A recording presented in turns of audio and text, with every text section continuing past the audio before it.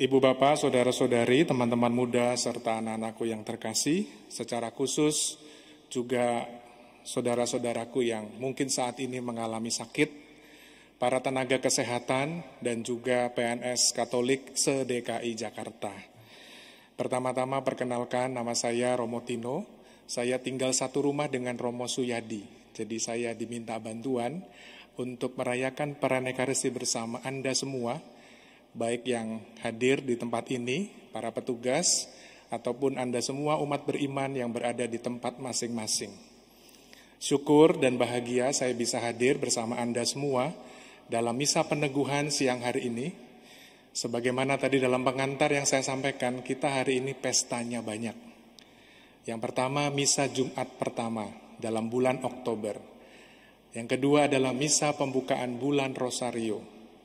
Yang ketiga adalah pesta Santa Teresia dari kanak-kanak Yesus. Dan yang keempat, kita juga ikut merayakan sebagai bangsa Indonesia kesaktian Pancasila. Tentu kalau renungan saya satu persatu, maka renungannya akan menjadi panjang. Tidak sesuai dengan protokol kesehatan, kita harus sudah selesai pada waktunya. Maka saya akan mengambil 1-2 buah renungan untuk menjadi peneguhan dan juga kekuatan bagi kita, terutama dalam pesiarahan kita di dalam hidup sehari-hari. Kalau kita berangkat dari pengalaman Santa Teresia dari kanak-kanak Yesus, yang pestanya kita rayakan pada hari ini, tentu pengalaman yang tidak mudah di satu sisi, tetapi syukur bahwa Santa Teresia kanak-kanak Yesus menyadari serta meyakini bahwa dirinya adalah pribadi yang dikasihi Allah. Dalam hal ini saya ingin mengajak kita semua, kita punya kerangka atau punya fondasi iman yang sama. Fondasi iman yang kita yakini adalah bahwa kita umat beriman adalah pribadi-pribadi yang dikasihi oleh Allah.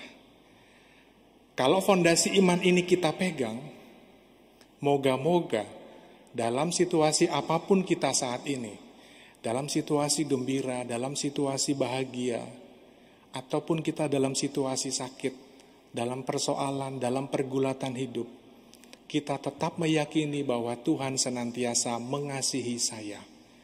Maka fondasi iman ini penting untuk kita, karena ini menjadi dasar atau landasan iman kita kepada Tuhan Yesus.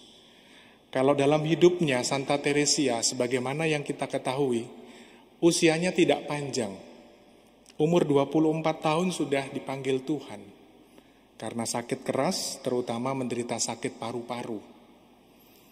Tetapi yang menarik adalah, karena keyakinan Santa Teresia dari kanak-kanak Yesus, meyakini bahwa dirinya adalah pribadi yang dikasihi Allah, maka sepanjang hidupnya sampai dia menghadap kepada Bapa, banyak hal keutamaan-keutamaan yang diwariskan kepada kita semua.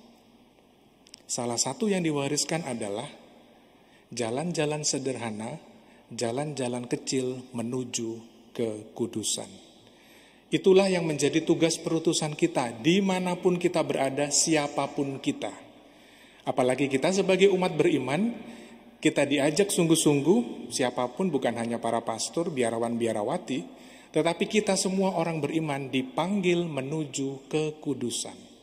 Kalau masih ingat ceritanya, dari Paus Fransiskus menganalogikan mengenai panggilan kepada kekudusan. Kekudusan itu bukan sesuatu yang sifatnya mengawang-awang, sesuatu yang tidak bisa dicapai. Tetapi kita meyakini bahwa panggilan kepada kekudusan itu ada di dalam hidup kita sehari-hari.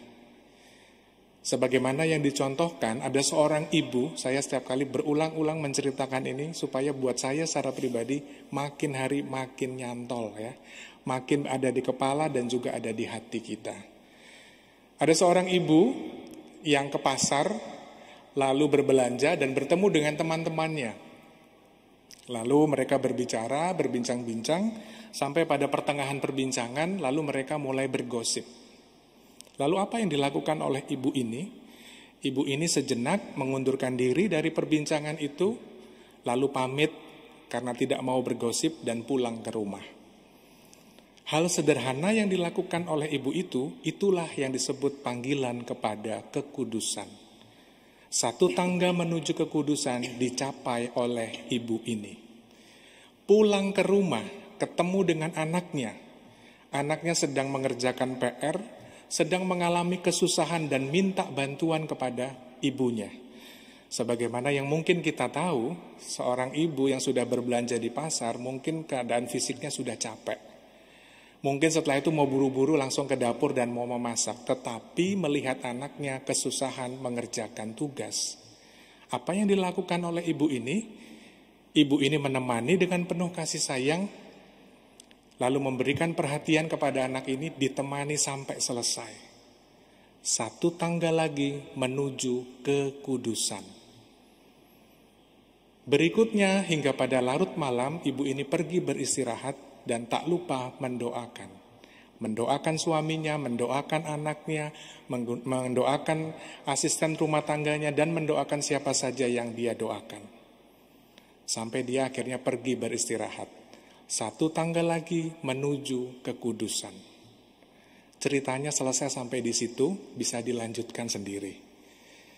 Ibu bapak saudara-saudari yang terkasih, satu hal yang ingin saya katakan adalah, mari kita bersama-sama meneladan dari Yesus sendiri yang mengatakan bahwa kita menyambut seperti anak kecil. Anak kecil dengan kepolosan hatinya, anak kecil dengan kemurnian hatinya. Selalu mengarahkan hati dan pikiran kepada Tuhan Yesus yang menjadi prioritas utama hidupnya. Maka dalam kehidupan kita sehari-hari, kita pun bisa melakukan hal yang sama. Mengejar kekudusan, panggilan kepada kekudusan bukanlah sesuatu yang tidak bisa dijangkau. Tetapi dalam kehidupan kita sehari-hari pun, misalnya para tenaga kesehatan yang sudah berupaya sedemikian rupa menjalankan tugasnya dengan penuh tanggung jawab dan kasih, itulah panggilan kepada kekudusan. Bagi Bapak Ibu saudara-saudari yang mungkin saat ini sedang mengalami sakit, apapun penyakitnya, tetapi sungguh-sungguh dengan fondasi iman, meyakini bahwa pengalaman sakit ini adalah ambil bagian dalam penderitaan Kristus. Kita bawa dalam doa-doa kita dan juga kita sungguh-sungguh dengan kesadaran penuh bahwa inilah panggilan kepada kekudusan. Dan juga bagi Anda yang bekerja di pemerintahan ataupun dimanapun, tugas-tugas dan pelayanan yang dipercayakan kepada kita, kalau kita melakukannya dengan sungguh-sungguh, dengan penuh tanggung jawab dan dengan penuh kasih, itulah jalan-jalan kecil, jalan-jalan sederhana menuju kekudusan. Maka saya akan menutup renungan ini dengan satu cerita singkat. Saya masih teringat dengan satu relief sederhana, ada gambar ya di relief itu, ada seorang bapak pengembara berjumpa dengan 4 binatang. Binatang yang pertama adalah kera dengan membawa pisang. Binatang yang kedua adalah berang-berang. Saya nggak tahu kalau dalam bahasa Indonesia berang-berang itu apa ya. Berang-berang itu pokoknya bawa ikan-ikan kecil. Lalu yang ketiga itu ada serigala membawa sebuah cawan isinya air susu. Dan binatang yang keempat adalah kelinci yang tidak bawa apa-apa. Lalu mereka berjumpa dengan seorang bapak pengembara itu. Lalu keempat binatang ini melihat bapak ini penuh dengan rasa lelah karena begitu jauh berjalan mengembara. Lalu mereka masing-masing menawarkan. Yang pertama, kera mengatakan demikian, saya punya pisang, silakan diambil dan dimakan. Jadi menawarkan kepada bapak pengembara ini sebuah pisang, ditawarkan dan diminta untuk dimakan. Tidak mau kalah, binatang yang kedua juga sama. Binatang yang kedua berang-berang juga mengatakan, oh tidak hanya pisang, saya juga punya ikan, silakan bapak makan, supaya tenaganya makin kuat, karena ikan banyak proteinnya. Lalu yang ketiga, serigala, kalau hanya makanan, nggak pakai minum nanti keselak, ya kan? Lalu serigala juga berlomba-lomba menawarkan kebaikannya, memberikan cawan yang isinya air susu kepada si pengembara. Lalu yang keempat, berhentilah sejenak kepada kelinci. Kelinci bingung, ya, menunduk, tidak membawa apa-apa, nggak punya apa-apa.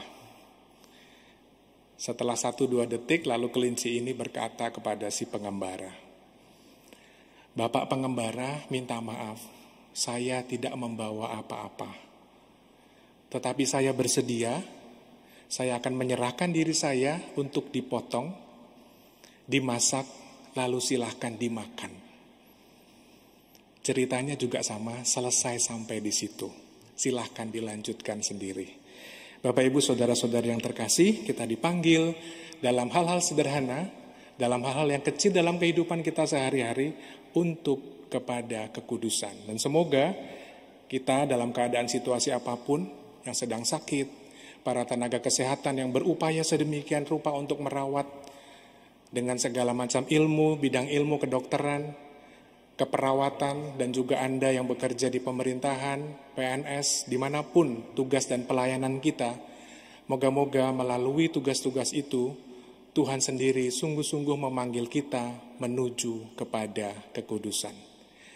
Dengan rasa cinta dan keyakinan itu, mari kita lanjutkan ibadah kita.